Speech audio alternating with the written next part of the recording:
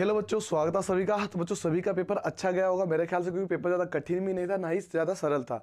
हिंदी में कुछ कुछ क्वेश्चन थोड़े टफ लेवल के थे, यानी कि उसमें देखा जाए तो 4 से 5 क्वेश्चन जो बच्चे घुमा सकते थे, और मैथमेटिक्स के अंदर 3 से 4 क्वेश्चन ऐसे थे जिसमें बच्चे घूम सकते थे। यानी कि कुछ जिसने कभी नहीं पढ़ा उसके लिए प्रॉब्लम हो सकती, जिसने पढ़ा होगा उसके लिए थोड़ा बहुत ईजी था, है ना। इतना भी कठिन नहीं था, इतना भी सरल था, बीच का था। लेकिन बच्चों एक चीज़ आपको जाननी होगी, कुछ कुछ बच्चे ऐसे हैं जो कि क्राइटेरिया रहता है पास होने का, वो भी पार नहीं कर पाए। ऐसी कंडीशन वाले बच्चे भी यहाँ पर देखने को मिलेंगे।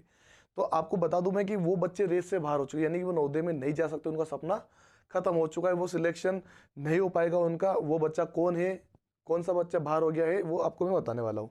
किन किन बच्चों को वेट नहीं करना चाहिए रिजल्ट का, अपने आगे करियर का जो फोकस है किसी और तरीके से आप देखिए। नवोदय के अलावा भी आप कोशिश कर सकते हैं, आपका सिलेक्शन नहीं हुआ तो ऐसा नहीं कि भाई आप कुछ नहीं कर सकते, आपके हो सकता है आपके नसीब में कुछ और हो, या फिर आ सकता है आपके लिए बेटर वो जगह ना हो। आप यही समझ सकते हो कि भाई आपके लिए वही था, वही अच्छा है जो अभी फिलहाल में है।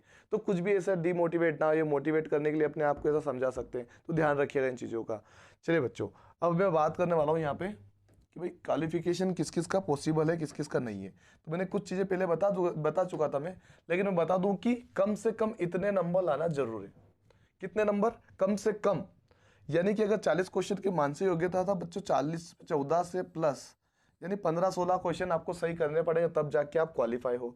20 क्वेश्चन में से आपको 7 कम से कम सोल्व करना ही पड़ेगा, क्योंकि बच्चे 7 भी सोल्व नहीं कर पाए, कोई 6 पे अटका है, कोई 7 पे भी है, तो 7 पे बच्चों तो बाहर है। लेकिन पास होने के लिए 8 क्वेश्चन बच्चों उसको करना पड़ेगा।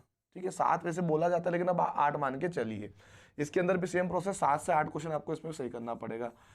अधिकतर होता क्या है, 33% यहाँ पे माने जाते हैं।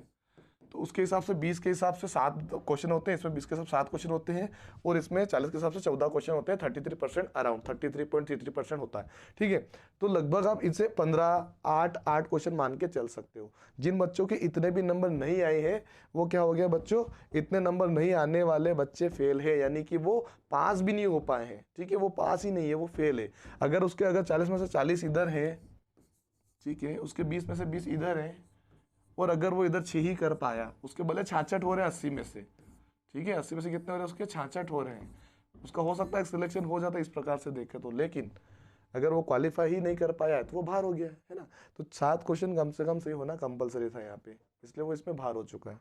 ठीक है, तो ये थी थोड़ी सी जानकारी जिसमें आपको पता चला है कि वो बच्चे क्या हुआ है, उनका सिलेक्शन नहीं हो सकता, इम्पॉसिबल है। जिन बच्चों ने ये जो क्राइटेरिया दे रखा था क्वालिफिकेशन मार्क्स का, जो कि कम से कम इतने नंबर लाना जरूरी होता है, जो नहीं ला पाया वो बच्चा हो गया है बाहर। ठीक है बच्चों, तो अफसोस ना करें, कोशिश करते रहे, अपना काम करते रहें, अपनी मेहनत जारी रखें, अपने जहाँ पर भी कमजोर लगे वहाँ पर अपने काम कीजिए। कुछ ऐसा नहीं डिमोटिवेट है कि मत बैठिएगा, बहुत सारे बच्चे उदास हैं, लेकिन कर कुछ नहीं सकते। अब आपके पास फैसला जो था वो हो चुका है।